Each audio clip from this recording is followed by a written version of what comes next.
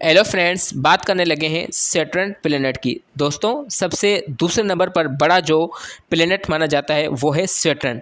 Saturn को अपनी एक रिंग भी मौजूद है और सैटर्न जो है वो बिल्कुल ही उसकी जो रिंग बनी होती है वो आइस और डस्ट की बनी होती है। अगर इसके रोटेशन की बात करें तो इसको रोटेट करने में 10 घंटे और 15 मिनट लगते हैं और ये सबसे दूसरे नंबर पर जो है वो तेज़ प्लेनेट माना जाता है, रोटेट करता है, क्योंकि सैटर्न के ऊपर सबसे बड़े गैसेस होते हैं जो कि स्पिन्स करवाते हैं उसको अपने एक्सिस के ऊपर।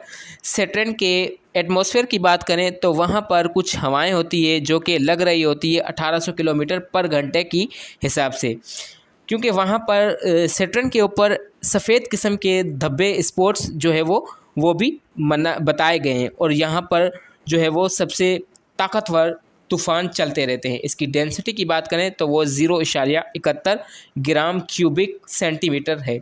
सैटर्न एक लेस डेंस किस्म का जो है वो वाटरी लाइज जो है वो टाइप का जो है वो सैटर्न है और ये बिल्कुल ही फ्लैट होता है, लाइक एप्पल की तरह। जैसे एप्पल फ्लैट होता है बिल्कुल इसी तरीके से होता है।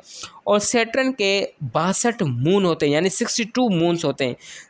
इसका जो सबसे बड़ा और सेकंड नंबर पर जो लार्जेस्ट मून है वो है टाइटन। टाइटन जो है सैटर्स जो है वो सैटर्न का सबसे दूसरे नंबर पर बड़ा चांद माना जाता है सोलर सिस्टम के अंदर। इसके डायामीटर की बात करें 1,20,800 किलोमीटर इसका डायामीटर है और ये सूरज से तकरीबन 1,430 मिलियन किलोमीटर दूर है। और इसके टेम्परेचर की बात करें तो 180 सेंटीग्रेड इसका जो है वो टेम्परेचर माना जाता है।